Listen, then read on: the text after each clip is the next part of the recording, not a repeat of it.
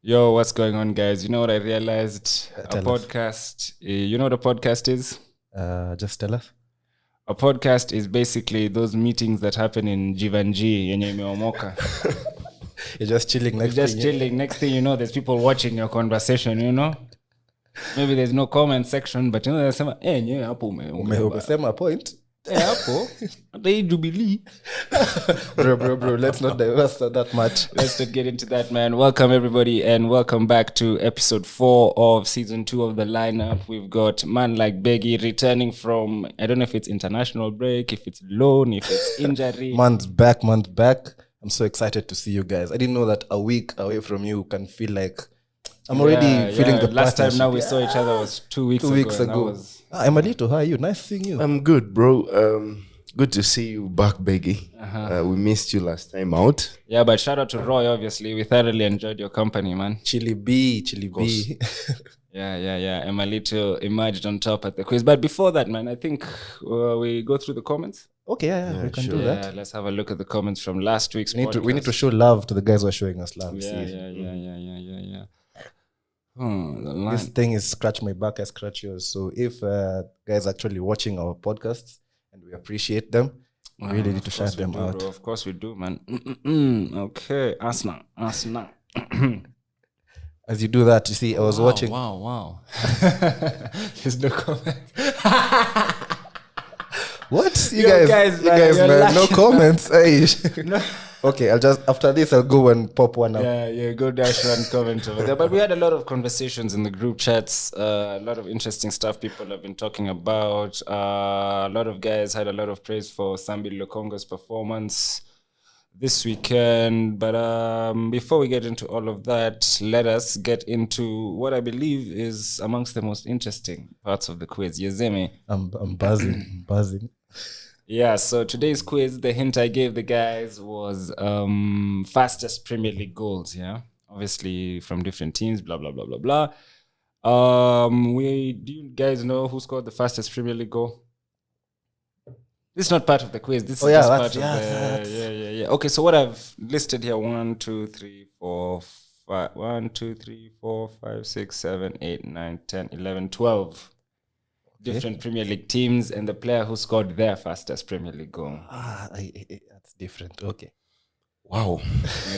Yeah. Okay, so Beggy will start off. No, you guys open to both. Open, of yeah. you. But your question, that's Shane Long. Shane Long had the fastest. Shane goal. Long has the fastest. Okay. Just to take it out of the way. That was like... I have to add another. No, but you told us to... You asked the question. Yeah, I forgot it. Okay. Who scored Arsenal's fastest ever Premier League goal? That's a tough one. Beggy? I don't know. I'm fairly... Can I tell you I watched this football game with you? Arsenal's fastest goal. Yeah. Okay, that has I to. remember That watching has this. to be recent. I watched this game with you back in school days. Arsenal's fastest goal. I don't think I can. Let me just try and remember. Take a guess, man. Yeah, I'll obviously guess. Yeah, one of the forwards from back then. Okay, I'll go with Van Persie just because Van Persie is. Actually, before, like Arsenal had scored 2 fastest Premier League goals. I mean, they had scored their fastest Premier League goals 2 games in a row. So this week, Van Persie scored 25 seconds. Then the following week, Theo Walcott scored 20.90 seconds, or just 21 seconds. I think it was against Fulham or QPR. It was QPR, yeah. So it's Walcott. Yeah, it's Theo Walcott. Theo Walcott. Guy is useless though. Currently, he's a useless man. To me, he's a useless Yeah, player. he's at Southampton. He's just back home, you know? So that's where he came from. Okay. Let's just take Leicester. Who scored Leicester's fastest Premier League goal?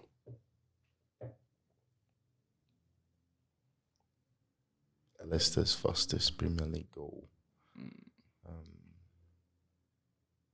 I'll guess. I'll say Vardy. It's just too... It's a bit too obvious, isn't it? Nah, it's not Jamie Vardy.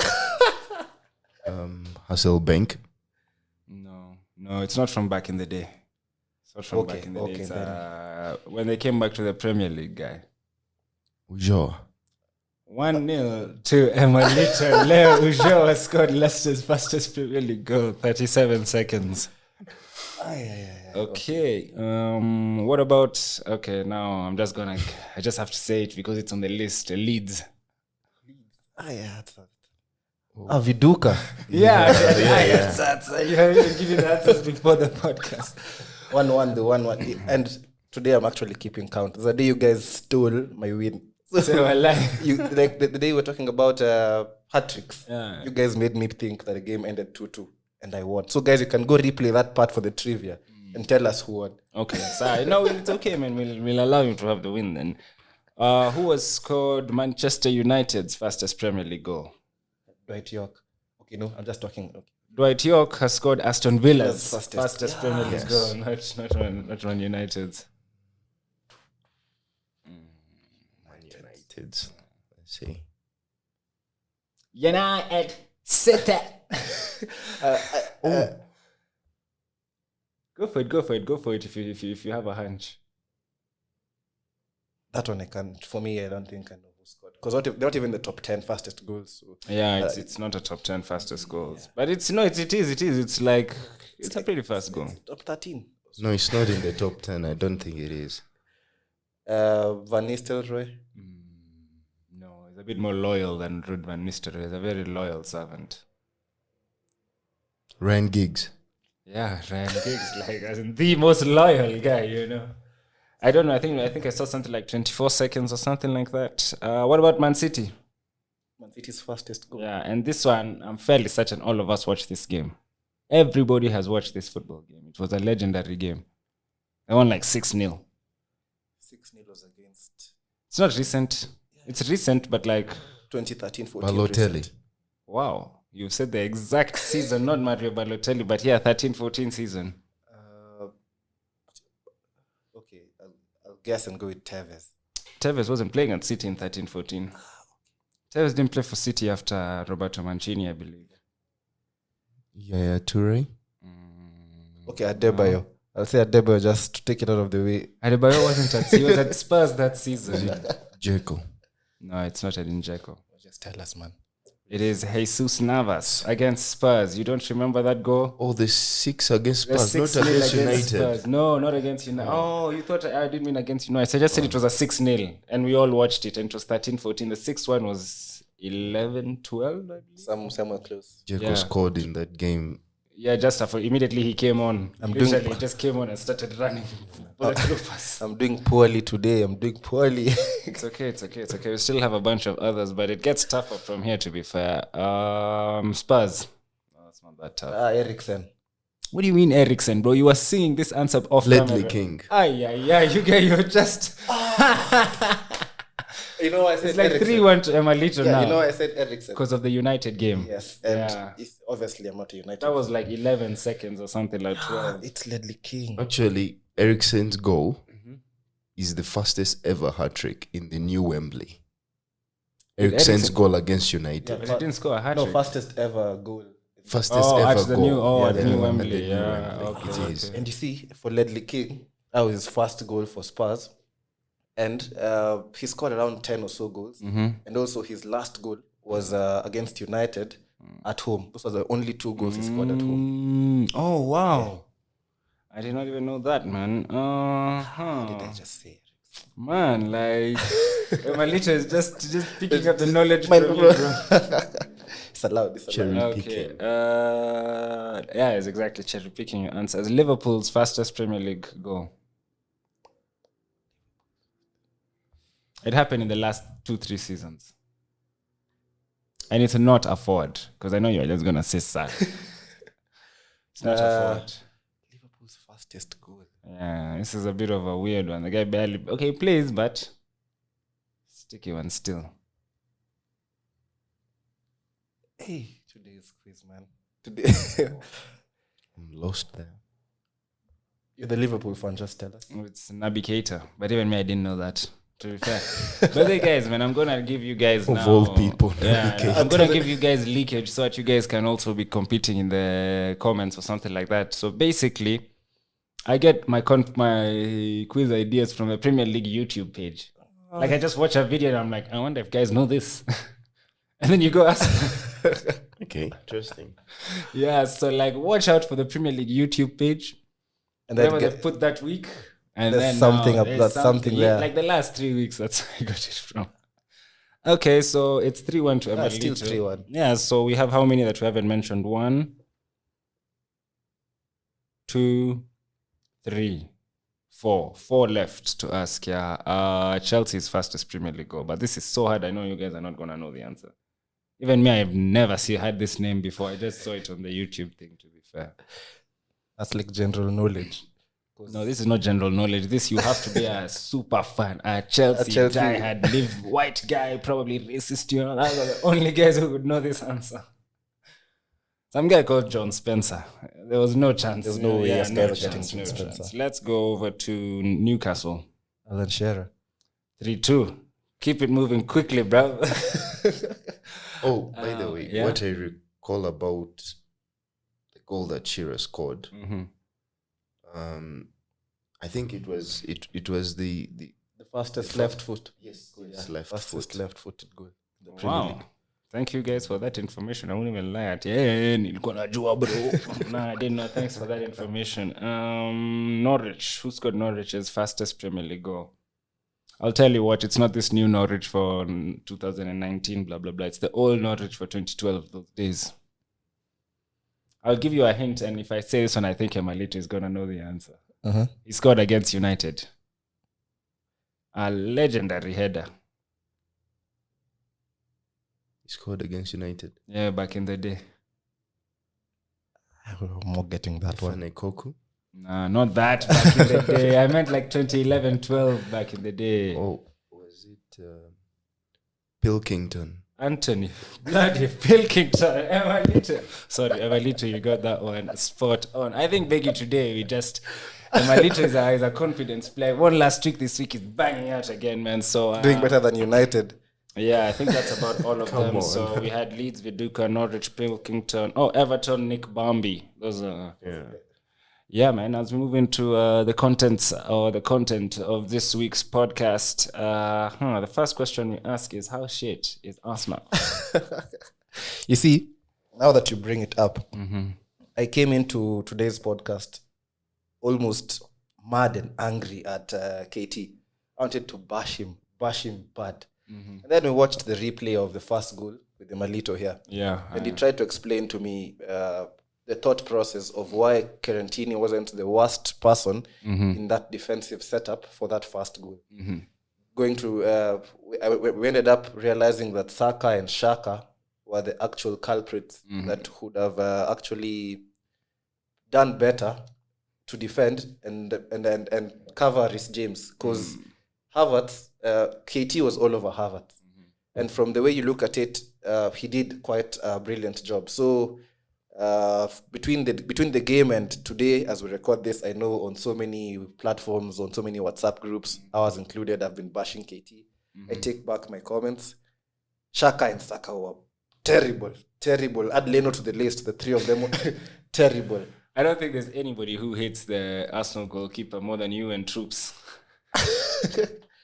As of yesterday, I was singing Ramsdale is better than Leno. I know it's not true.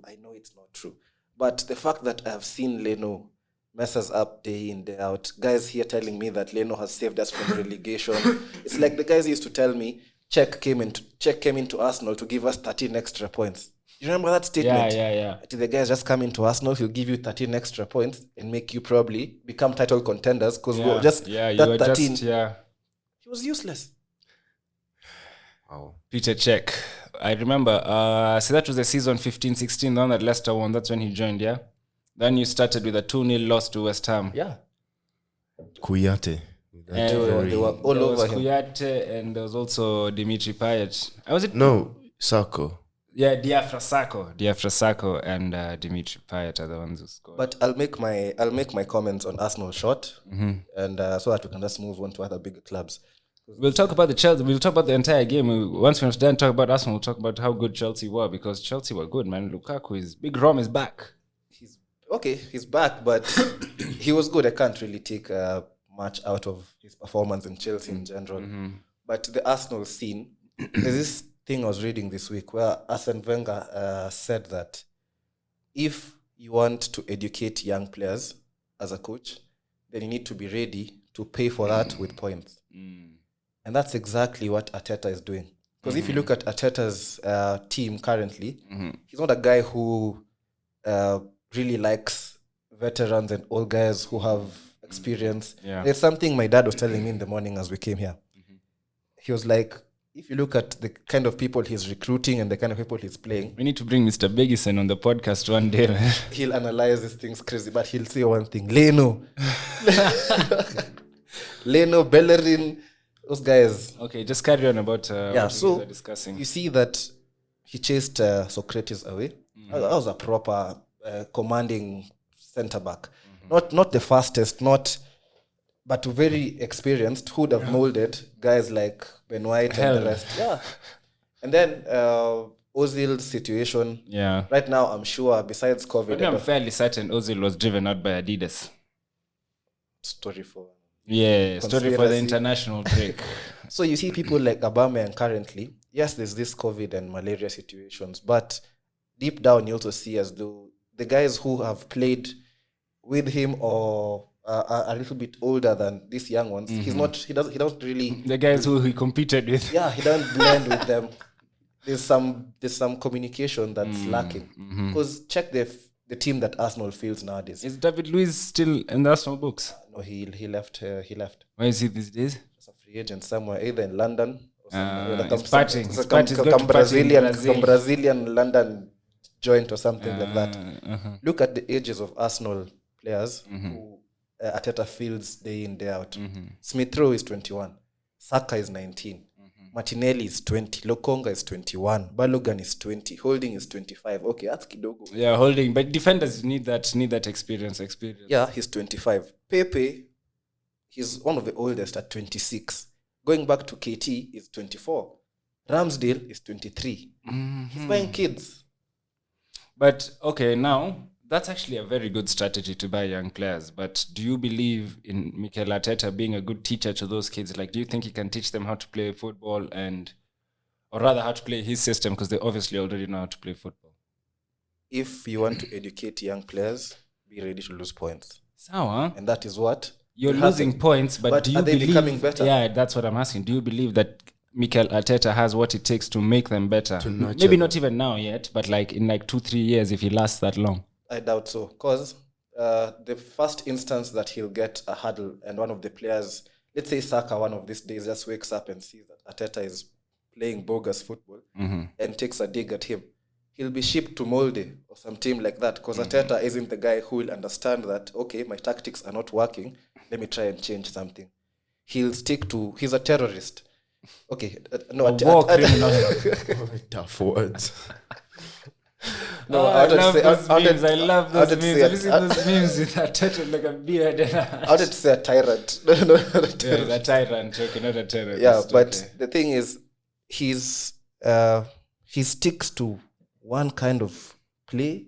It does not work, and he does not really try to understand the players' strengths and play them to their strengths. And that will not really take Arsenal far. And that's why by October, I'm sure Conte is coming. Okay, now, it's very good that you mentioned that, because I have a question about that. And Emalito, you can also let us know what you think, yeah?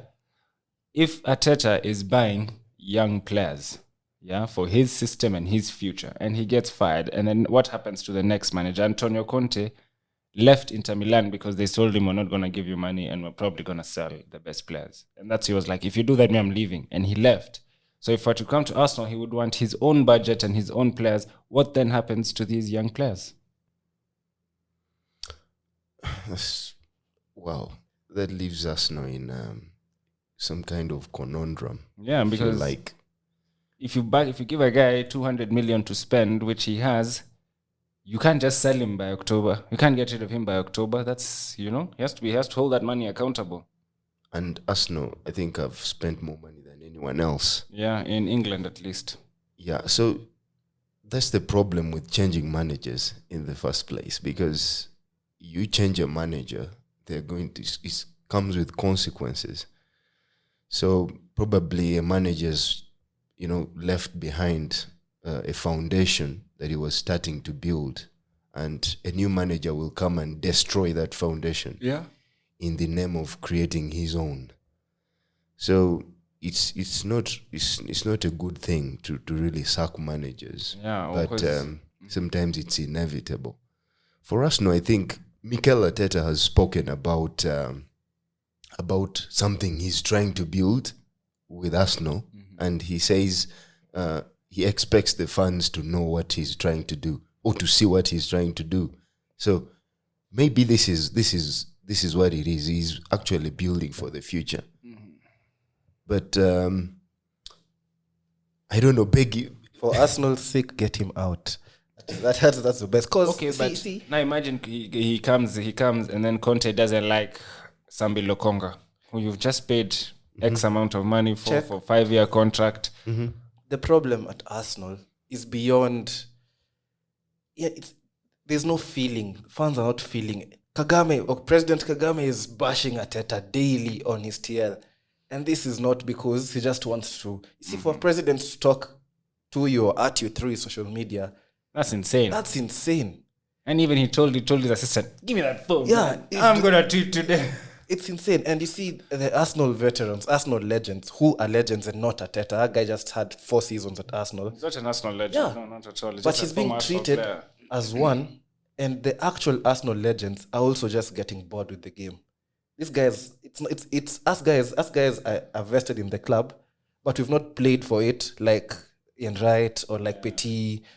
Such guys, Sagna, because even Sanya, is he on TV these days? He talked about Arteta's style of play at some point, and all of them have the same notion. There's something wrong, terribly wrong, and he just needs to go. Okay, that's the most I'll say about Arsenal today. Even if stayed Spiraled, way too long on Arsenal, on a small man. team. Lukaku back in the Premier League, potential top scorer for you guys? Definitely. Definite top scorer or definite potential top scorer? Definitely top scorer for me.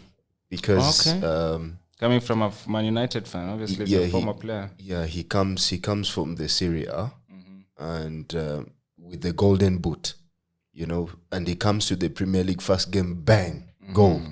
As we predicted. Yeah, and he's looking complete. He's sharp. He's on top of his game, full of confidence.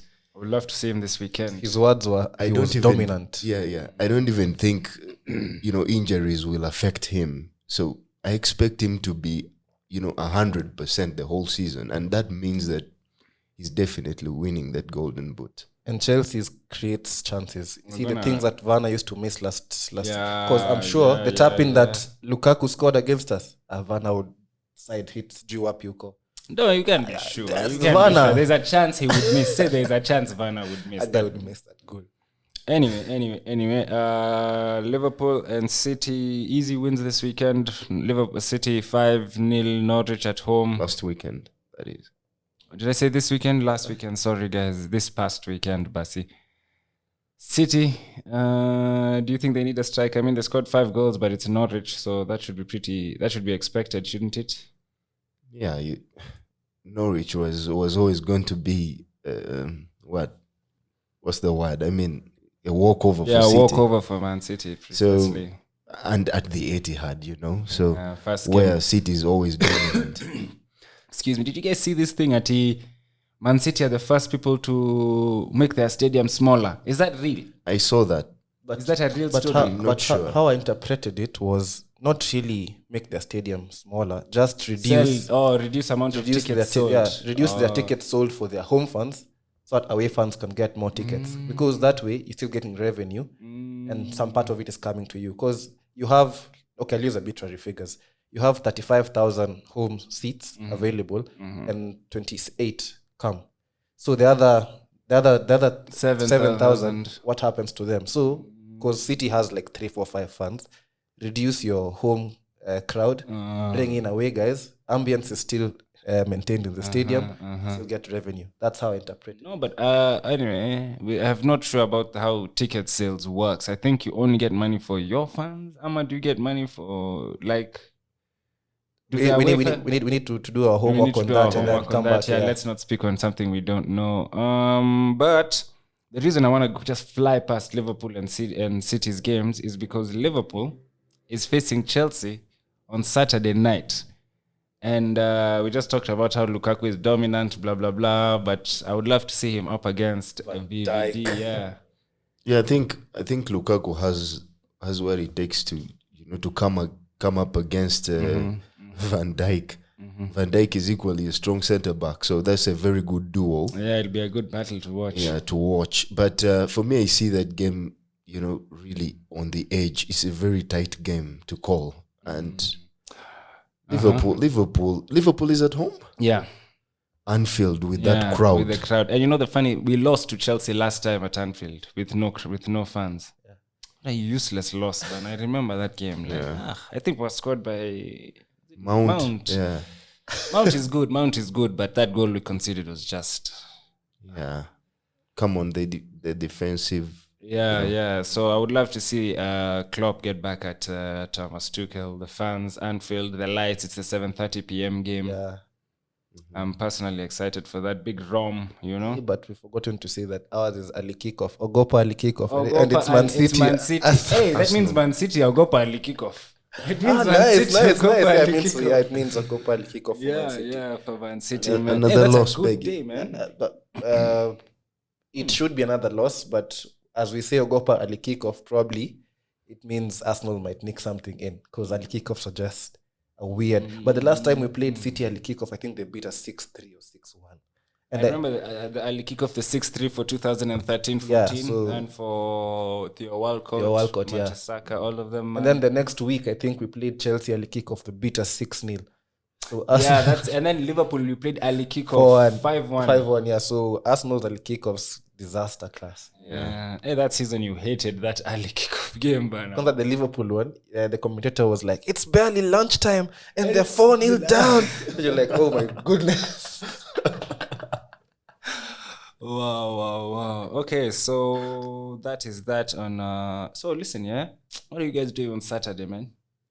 I have such good games, Bana. But now the 7:30 game is not that game, which can ruin. If it was like a 5, the 2:30 and the 5 p.m, that would be perfect. We could watch that. But I'd like to listen to Emalito's, what do you call them? Emalito's reviews on the United Southampton game. That's precisely where we're getting to right now. That is precisely where we're getting to. Southampton started quite well, took a lead. And then you went into halftime 1-0 down, 1-0 up or 1-0 down, whichever way you want to put it. But in the first 10 minutes of that second half, it was all United. They came all guns blazing. Yeah, and then obviously Paul Pogba did his thing. He actually did quite a good move with Bruno just on the edge of the box. Yeah, passed it to Bruno. Bruno cut it back. He barely got a flick on it to get his 5th assist of the season. Imagine. So for Mason Greenwood. What do you think about your team? Premier League record, by the way. Quickest to 5. No, to have achieved 5 assists in 2 successive games. Yeah, quickest to 5. So but that's a good record. He must be proud. Yeah, he has to be proud. But for me, I think, after 5-1 against Leeds, we talked about United looking like title contenders. However, after this play against Southampton, it waters down all that expectation. And right now, what I can say is that I think United are going back to where they were last season, and they were. But it's only 2 games. It's only 2 games, yes, but what they were doing back then is what they're doing at the moment. Yeah, I think even they are being inconsistent. Yeah, last week I brought up that question for Man United, we've seen them do so well, like going forward, they attack, they know how to score goals.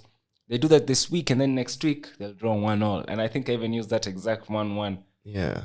So United, for me, again, it's hard to back them and say they will really challenge City. Already it's tight because Chelsea looking very good, Liverpool looking very good. City, we know, are the guys leading. Exactly. They're in the driving seat.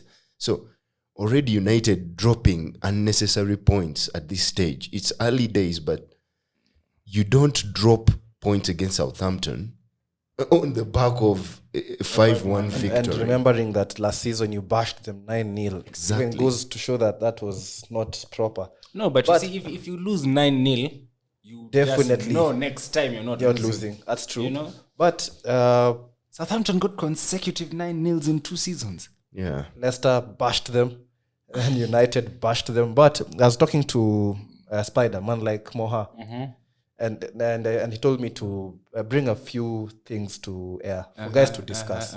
One, Ole gets his lineups quite wrong. Starting or sub, I think he does poor substitutions. But he on the basis of you have Van de Beek, who we've seen very little of. Yeah. And maybe just doesn't trust him. Imagine someone whose best days at United was him coming on as a sub, not giving Van de Beek enough time to come on, even for 10-15 minutes. Van de Beek just warms the bench. And if you're playing Fred and Matic, who to me right now, Matic looks a little bit tired. Matic is finished, bro. Because even the hairdo that he had, his white hair and all, the guy was running around tired. Matic, is 32, 33 now? And you know, like that position, I don't know. I feel like that position, if you're not more intelligent than everybody else, you need to be more physically. Yeah, and that's how McTominay should be playing there, because he's physical. He actually loves. He's young. Is young. He can even run forward. Yeah. McTominay gets goals as well. You have Pogba, one of the best players, to just play behind the strikers and create, but you deployed him to the left wing. Yeah. Just because you're trying to accommodate a few players or trying to give Sancho time to get back to his fitness. I think, as Emelito was telling me before the podcast, what is the long-term plan about that, by the way? It's not sustainable. And he needs to understand that Martial is dead, because Martial had so many chances to take United, to give United the game on Saturday. He had chances he gave up the ball a lot. He wasn't creating enough. He wasn't finding himself in positions where he get good attacking runs. The few chances that he got in front of goal, everyone was squandered. Yeah, even a rival fan wants Martial out, because at times you want to see good football, and Martial is draining the entire excitement of watching a good attack. So I'm gonna put a pin on the Martial stuff. Let's finish talking about the game, then I'll come back to him. Oh yeah. No, just continue. So if Ole keeps on getting such kinds of results against Southamptons, and the reason they beat Leeds 5-1, to be honest, Leeds came all out trying to play United. If you give United so much space, they're a lethal team. They'll finish you, they'll kill you. But if you come tight-knit defense, winning challenges in midfield, you give it's a physical game, because like the first goal that they conceded, Bruno was just shoved. Yeah, and the listen, that was, what do you think about what Emelito? Do you think that was a foul? It was not a foul, in my opinion. Yeah, that was not even last season. That is not a foul anywhere. Like, that's just, it's football, man. It's a contact sport when you don't ever want to be touched. And then that small contact, of course, Kina Fred and Kina Pogba, instead of defending fast, their hands are up. Yeah, their hands are up, yeah. Next thing, it's a goal. There's nothing you can do. You're 1-0 down, 15 minutes. You're in disarray. And Bruno went to cuss out the referee. And after that incident, Bruno was out of the game. Yeah, I was about to say, do you think that affected his mental in the game? Because he got a yellow card. Yeah. He was vocal. Instead of just playing football, which is the thing he's good at, you know? And I think more guys need to realize that and make him frustrated in the first 20 minutes. And then United will never win games. No, but that's no fun is talking, you know. Even he can make himself a better player by not allowing himself to get frustrated. Yeah, because he didn't show leadership. Yeah. He was rattled. Yeah, he was rattled. He was rattled a little bit by that challenge. That reminded me of me playing league in high school. I recall. I was a mix of Diego Costa and just another violent guy. And Roy Keane. Thank you. So it was a madness. Yeah. I'm done talking about United. The inconsistency we talked about last week. Beggy has given very good insight on that game. Through the middle, Martial was not giving what he should be giving, and what can help the team get results.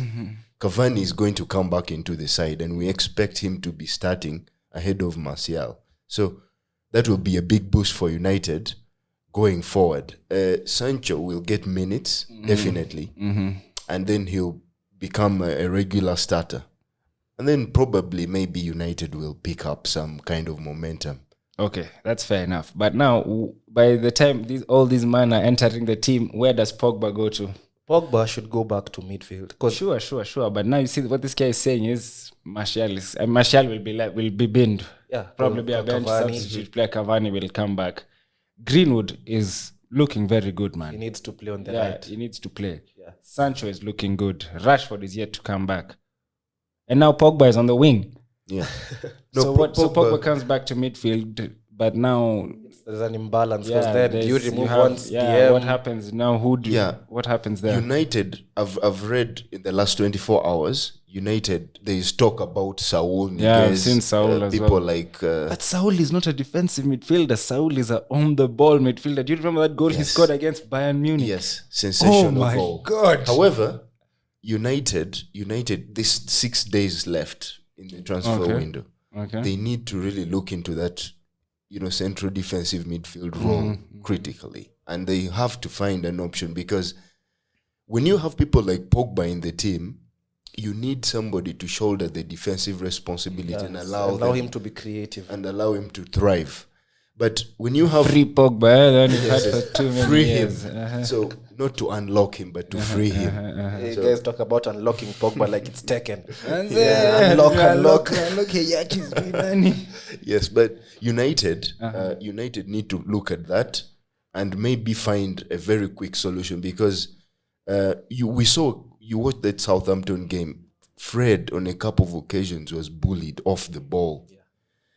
A defensive midfielder does not do that, and so there is a very big there's a very big dilemma for Oli going into the season earlier on like this, and he has to really make tough but really the right decisions and see to it that United can get a well-crafted team that can churn out results. Because if he fails to get the balance right, he's going to rely on the 90 plus comebacks, and title winning teams really dominate from the first minute. You don't wait to concede, and then you bring on Sancho. players that But can there's change. this thing I saw about Sancho. Sorry, I saw you wanted to say something. Go ahead.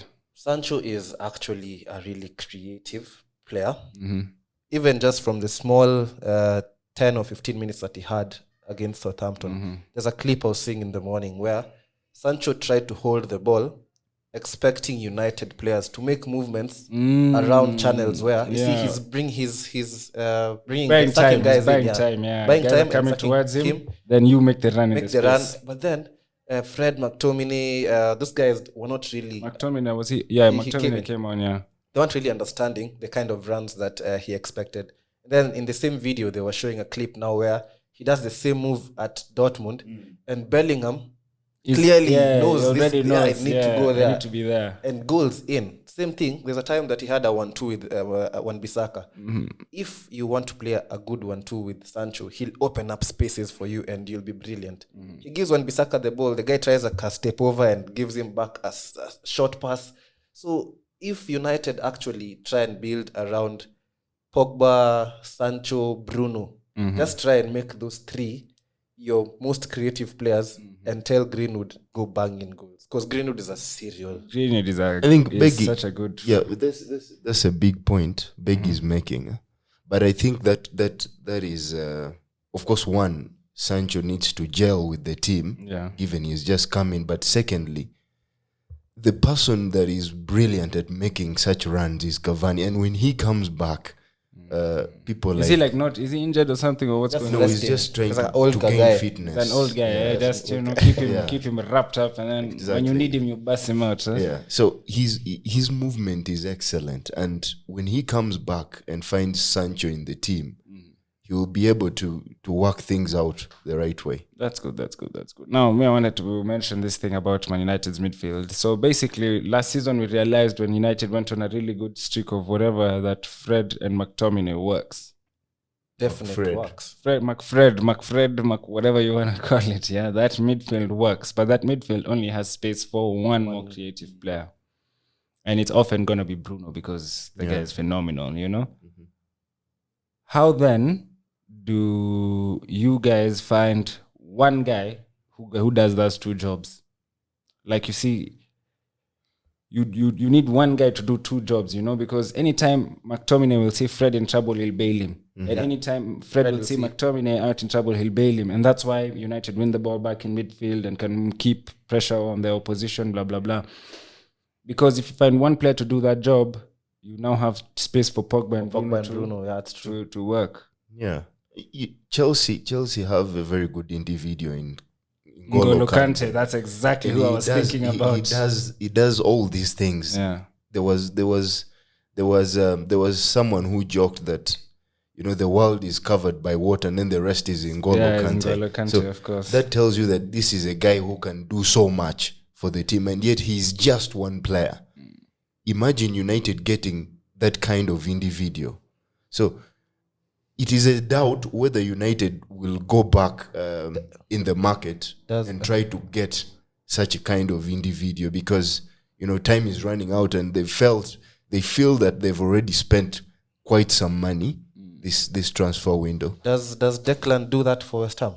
Yeah, Declan Rice is solid. Yeah, he's really good. We'll get into West Ham shortly. That's where we're going, yeah. That's the guy. No, before that, I just want to mention a little bit. I told you I wanted to come back to Martial, but he's tied in with Harry Kane.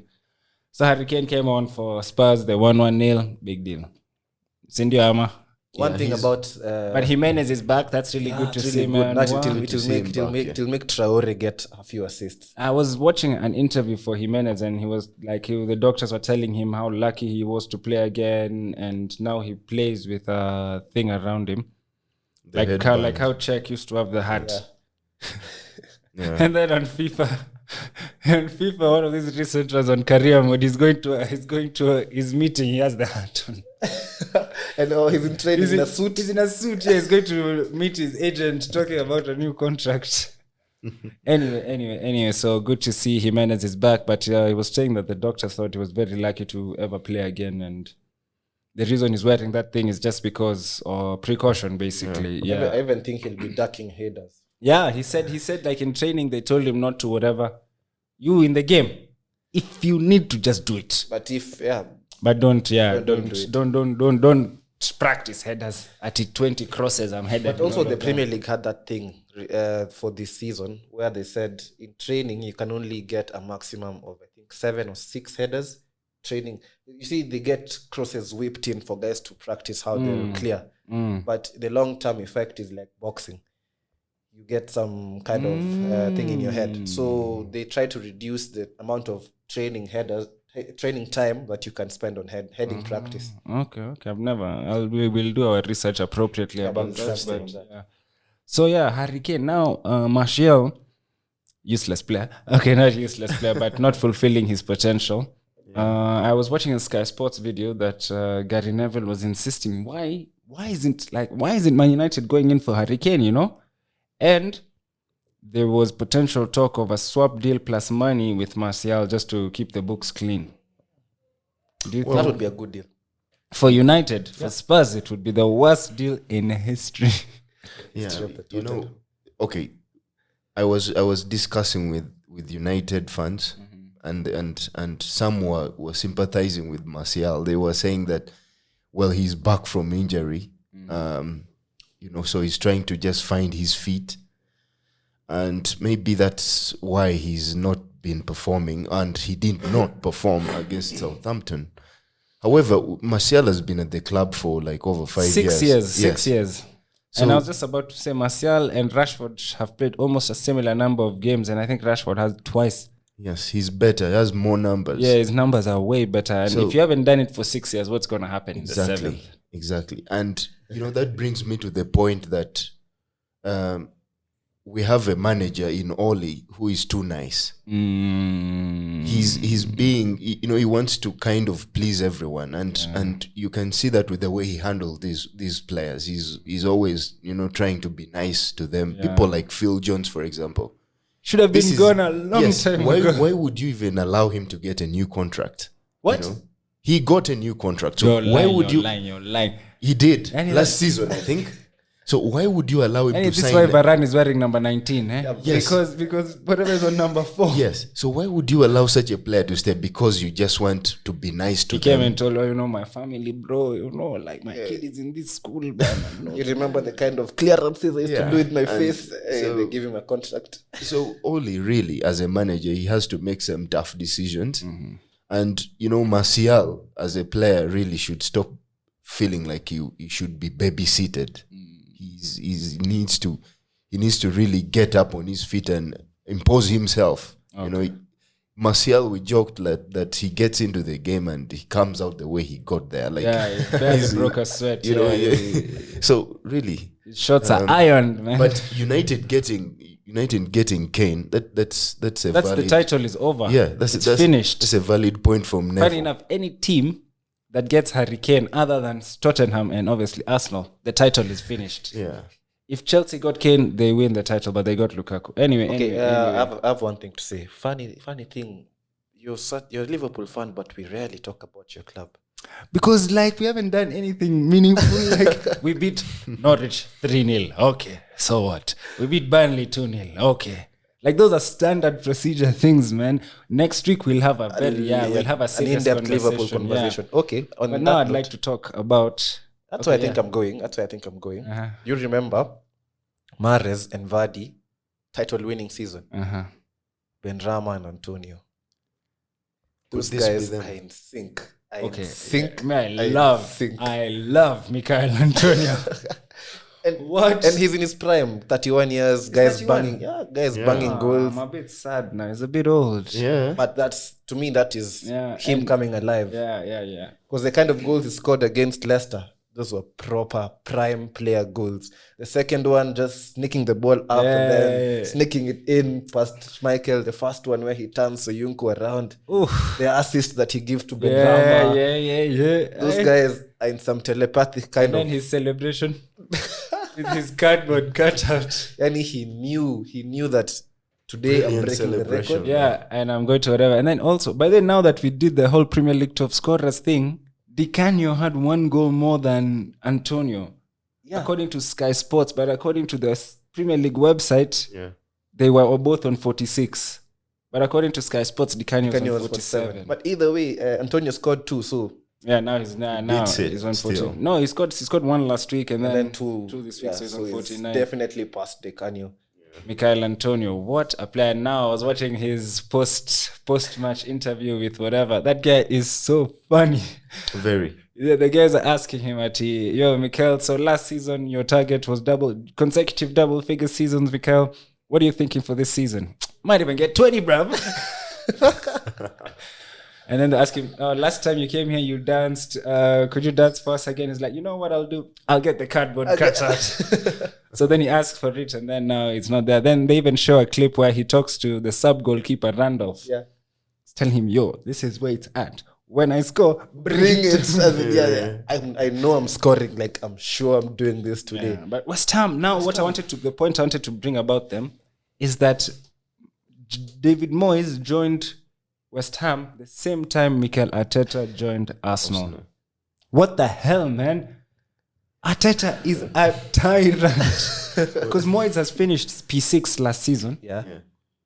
And his P6 was actually a very good show. Like watching West Ham games, you really some beautiful football. There's excitement. The overachievers of last season, right? Yeah, most definitely. Because it was Leicester finished 5th, which was expected or underachieving. I don't even know. And then West Ham, who nobody would have seen coming. But David Moyes started his job the same time as Mikel Arteta. Transformation.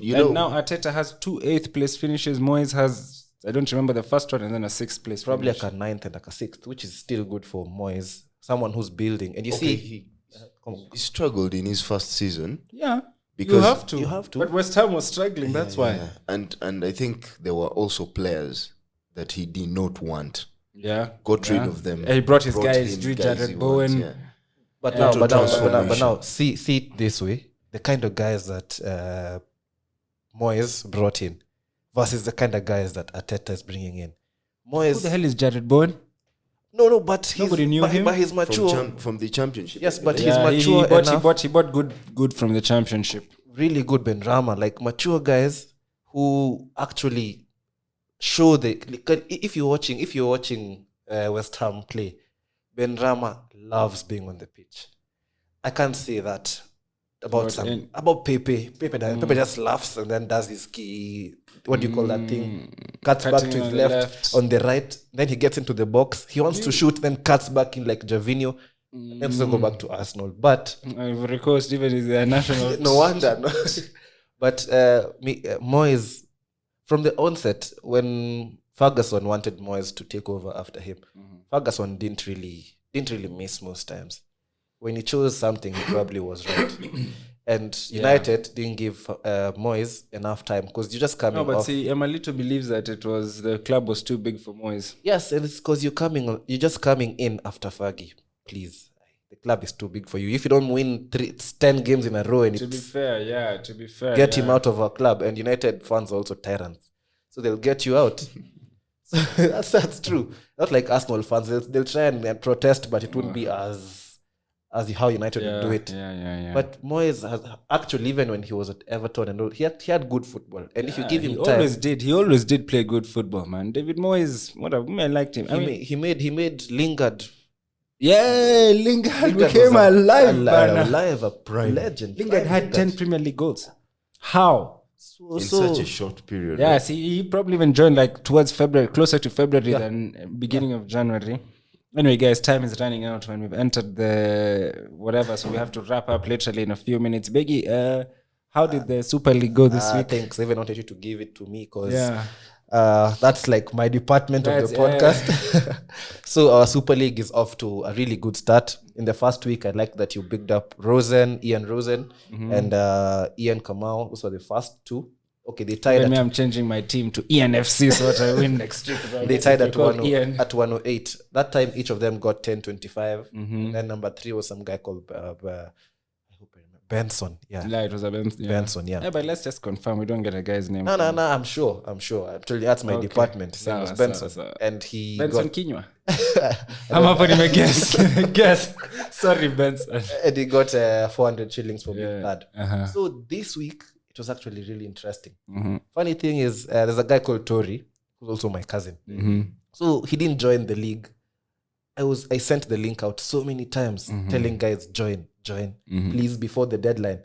Guy had 115 points for match day 1, but he wasn't on the roster. I saw. There was somebody else who was number 1, and then the two guys who were number 2 and 3 were tied. Yes, so he couldn't get the money. And then he was like, okay, it's polite, Nini. Second week, he became number 2. So he really tried. He's actually having a good season.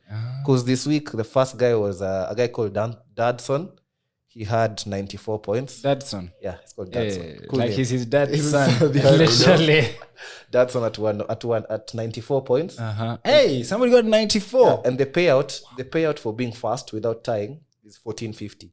Whoa. So Tuesday morning, ting, the guy got his $14.50 M-Pesa direct. And the guys who are in the league, they send that 72 bob every week. Faithfully. I'm the auditor. 72 is really not a lot. You can send 72 shillings a week. It's easy. And then Tori came in second at 91 points. So he got his 600. Oh, but is he in the Super League? Yes, he joined. No, you see, the first one, he hadn't just joined, but he was on the roster for the Super League. So he's legible for match day 2. Okay. Yeah, it was not yet signed by Friday 9 p.m. Paperwork and fax things. And then third was Ian Kamau. Still up there. So he got his 400 shillings.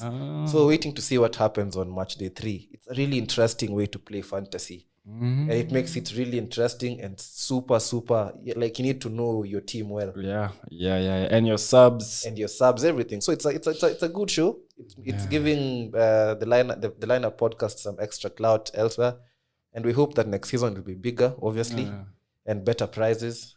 Yeah, but it's a nice job on that side. Yeah. Anyway, guys, man, that's been the podcast for this week. And kindly, man, don't leave us hanging at your I'm going there to say, let me read the comments. There's nothing, man. Guys, I'll be commenting with my alias account.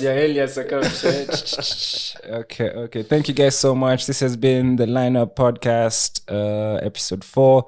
We want to see you guys on the international break. We'll talk about the football that is that had gone on this weekend, and maybe have a small look into a couple of games. If we get talk to about red listed countries. if we get to go to the game, because Kenya is game. playing Uganda next Thursday or something, or maybe even Wednesday. It's an East African affair. We don't do that here. We would love to go to the game with Emalito. Biggie and I are stadium buddies. We've gone to the bus stadium several We're times. definitely going with the Malito to this one. If we manage to get in, because the government is just whatever. So yeah, man, this is too long, man. Guys, thank you so much, man, and have a nice. Remember, the socials will be at the bottom throughout the whatever. Throughout the video, the video, and share, like. Not even like, just share. Just share. And just then share, comment. You know, and comment. And if you like it, just go for it, you know? Your last words, because I want to say something. I want to get the last word. Okay. It's been a good pod. Looking forward to them big games on the weekend. Huge ones. And of course, the boring international break. But we live for it. Yeah. It will be boring if we go to the stadium together. Oh, yeah. Sure. World Cup qualifiers. That's it from me. So from one like Biggie, last week I called in, remember? And the sound and the wind really did a mess on it. But if you've made it this far, then you know that we are actually opening our phone lines for you, our audience. So you can always request either on the comments or on our socials or on our WhatsApp the group chat. The WhatsApp group chat would probably be the best option. And then we have you on a list, and then we do a random selection of sorts. Yeah. Then around one or two guys, we just brief you up, tell you we'll call you or you'll call us. Get your voice heard on the lineup. Yeah, man, that's actually a great idea, man. Nice we have like idea. a couple two callers per week. Yeah, don't just talk to the man them. Kabisa. So that's all from me, and thanks for tuning in. This has been the Lineup Podcast. Cheers. Yeah,